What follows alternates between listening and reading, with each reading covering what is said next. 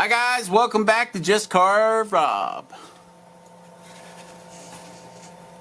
And here's our guy. Here's our zombie. This is what it looks like.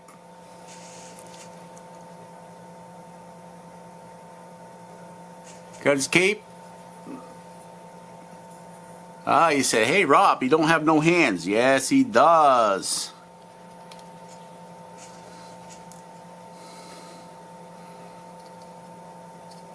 There we go. There's the hands, guys. Carved them. I had to put crazy glue on this one because I was having pinky issues. I mean, I could have left the pinky off. He's a zombie. Could have gotten a fight. Another zombie bit it off. But nope. We had to put a little super glue because I actually broke the pinky off.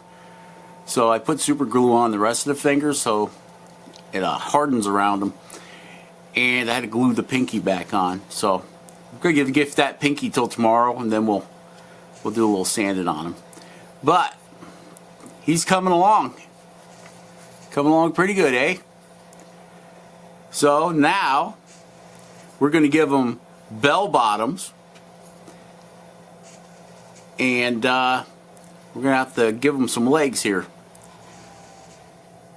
So, oh yeah, looks like he still needs some eyeballs too. I think for the eyeballs we are going to use our yeah,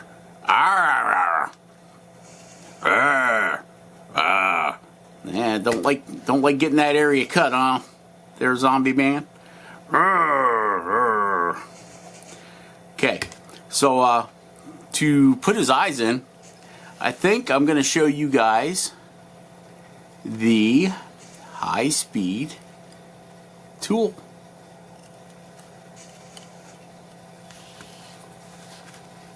That I use.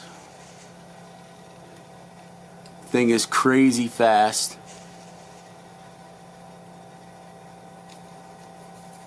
And uses those 1.6 millimeter. I think the conversion for that is like a 1/16 inch dental burrs. I think. Can't swear on it. Have to ask one of my Canadian friends what 1.6. Rich over there at Choose Your Own Path. What does 1.6 millimeters work out to an American standard? Do you know? Do you want to know? Probably not. But Rich is making a Dungeons and Dragons set. Now, I don't know if he's going to make the little people. I think it'd be cool if he did. Come on, Rich, make them little people, the little wizards and dragons and whatever's in Dungeons and Dragons. I couldn't tell you. I never really... About the time Dungeons and Dragons was getting really hot and heavy in my area, they came out with Atari. So, need I say more? Okay, nice thing about hands like this is you can remove them, get them out of your way. And it gives you the option, if you want to glue them in, you can glue them in.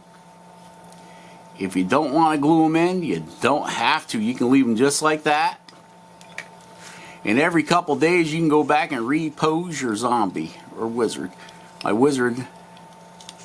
bigger wizard has those hands. Hands are a pain to carve. Okay, but things that I don't like to carve, guess what? I carve more of them. So eventually, hopefully, someday I get good enough at them that I don't mind carving them. Right? So, like I hated carving birds. Birds are such a pain to carve because of all the feathers that you got to put in. But I kept getting so many requests for birds on walking sticks, especially ducks. I took a walking stick and I did nothing but ducks on it. And eventually I don't mind doing ducks now. Because once you get a technique down to doing something, it seems to get a little easier when you do it. So that's where Jordy's going, always going with the wood spirits. The more of them you do, the better you're going to get at it, right?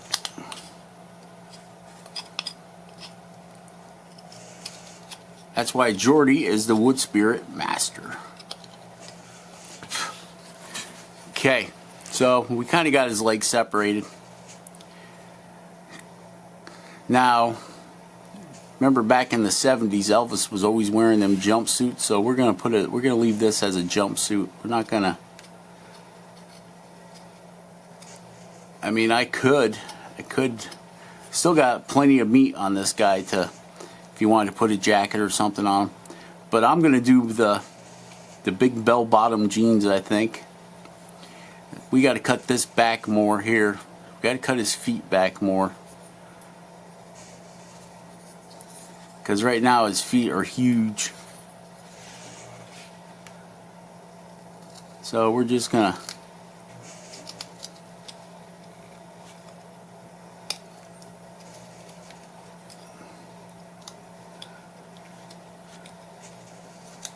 this guy, he is hard to hold so that the camera can see. I wear bifocals, so I have a hard time seeing what I'm seeing on the camera, right? And we're using our camera today. Always get warm in here.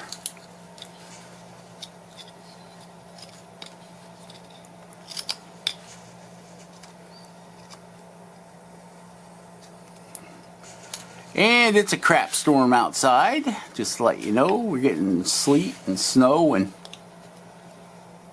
all that good junk out there right now. So, actually, the best place to be is right where I am.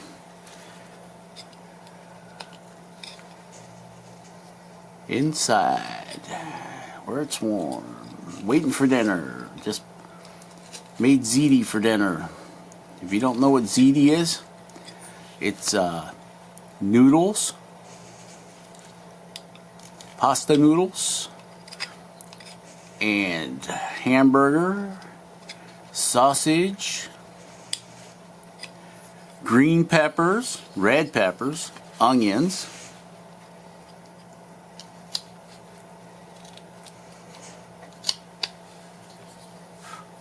that's how I make my ziti anyway, mozzarella cheese,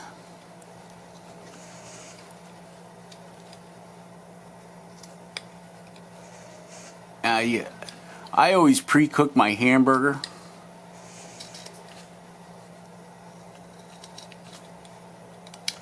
And my noodles. I make my noodles, what do they call it? Al dente. So they're not all the way done, they're still a little bit hard.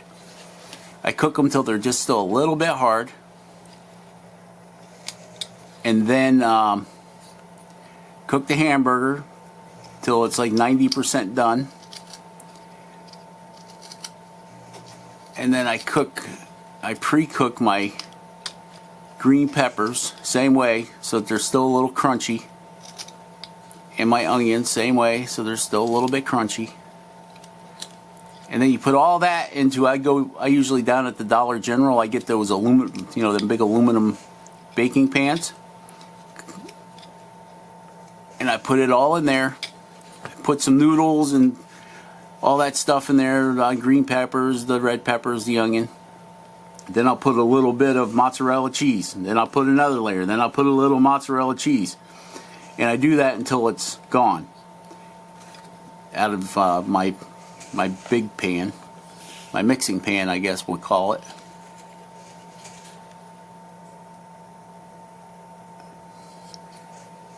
And then I put the rest of the mozzarella cheese on top. Then I put it in the refrigerator. Or sometimes I freeze it. And then it's like I don't know, 5:30 here right now. So I took it and I put it in the oven at 300 degrees, for about an hour with some aluminum foil over it. And we cook it up for about an hour, and then because everything's pretty much pre-cooked, it allows all the juice and sauce. Oh yeah, I use the Hunt's 4 cheese sauce with diced tomatoes. Throw that in there. Where was I going with that? Okay, so you have everything almost all the way cooked. Okay, so then when you put it in the oven with the tin foil over top of it in that aluminum pan thing, it lets all of that stuff simmer together for you. So it kind of infuses the tomato sauce or spaghetti sauce, whatever you want to call it, with the flavor of the onions and the sausage and the hamburger and all that stuff. And it just kind of lets it simmer that way. And I usually have the oven set right around 300. So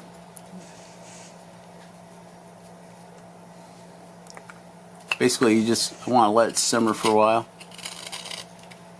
And it's usually good for about an hour in there. But I've got a fancy stove, so I set the cook time for an hour. So even if I'm out here carving, I got an hour, right? I don't got to sit there and keep watching it. And just from making it quite a bit, I know it takes about an hour for it to all get percolated together. And tonight I made extra lot of it. So half of it got put into gallon freezer bags and vacuum sealed it, so if I want it next week, I can have it next week. I don't have to go through the process of making it. All I gotta do is take a knife, cut them freezer bags open, dump it all into another one of them aluminum pans, because I always buy 4 or 5 of them. They're at the dollar store. They're $1. And all I gotta do is dump all that stuff in there, and voila, quick meal. I'm all about the quick meals, especially when I gotta make dinner. Now tomorrow, we're breaking out the crock pot, guys. Tomorrow, I'm gonna make some of that deer chili. Deer chili, yeah. I've got my beans soaking in water right now. I like using the beans the dried beans instead of the canned beans, and I don't like a lot of beans in my chili anyway. So I've got the beans sitting in a great big stainless steel pan. Well, it's not great big, it's a 4-quart stainless steel pan. It's got about a pound of beans, I think. It's one of them bags. I think it's a pound. It's got a pound of beans sitting there puffing up. And once they soak overnight, then we can go ahead and put them in the crock pot. The crock pot. Back when I had a wood stove, I used to take the stainless steel pan and put it on the wood stove, and I would cook my deer chili on top of the wood stove all day long. You walk in the house and you're like, chili. So, but I switched over to a pellet stove, and pellet stoves don't get hot on top like wood stoves do. So we're going to the electric crock pot.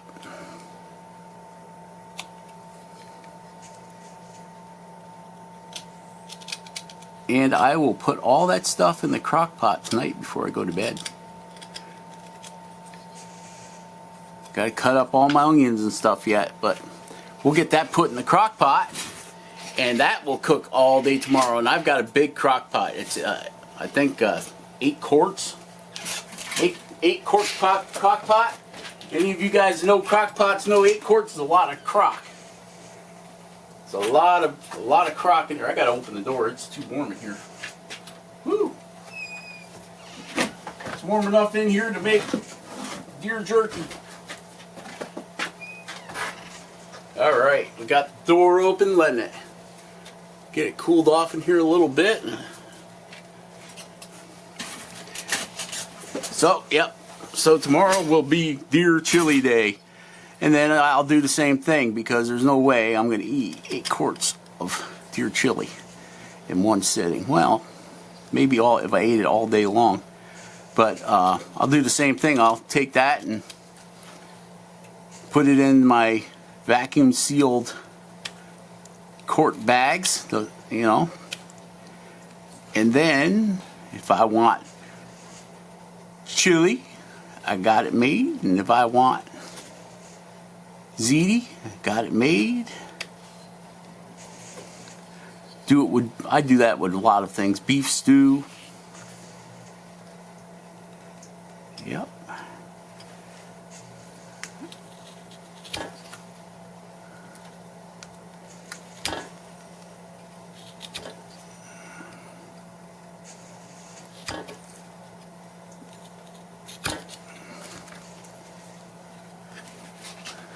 So, enough about my dinner.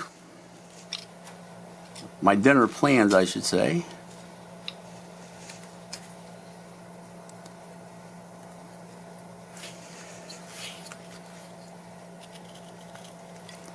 Okay, so now we got to level out our shoes. I don't want to make them about that thick.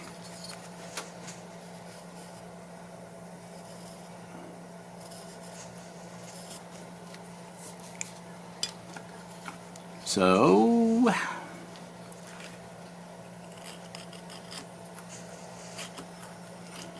see, we're going to come back in with the Dremel, and we're going to round this here to make the flares of the bell bottom pants, you know.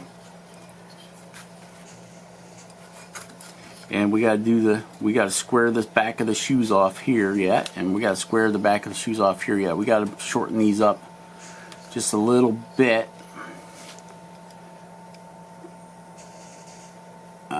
Just trying to separate the back of the cape from the shoes.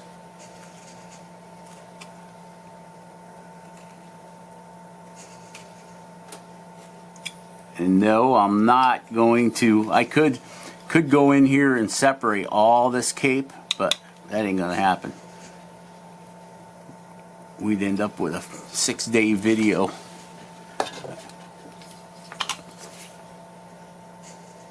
And to be honest with you, if I was going to separate the cape from the character, I would probably make the cape separate from the character. You know what I'm saying? I would carve this whole body out first, and then took one of my ball cutters. I've got one right here. This guy. I would have taken this guy right here and hollowed out the inside of the cape and then glued it on. But I wanted it to be one piece, so it's one piece. And you can see the roundness here on the cape, kind of rounds over his shoulders.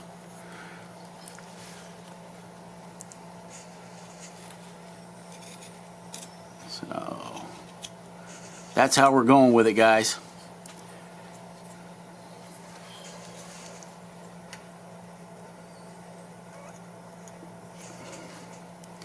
You know, I think I might just droop the pants right over the shoes. I think. But I think we need to... Jeez. Yeah, I think we're going to have to bring these legs down some more.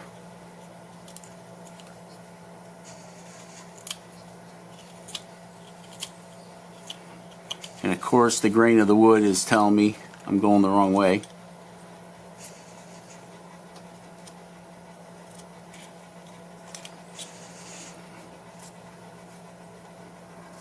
We might have to fire up that dremel and cut our legs back. I'd like to bring his legs, the back of his legs, but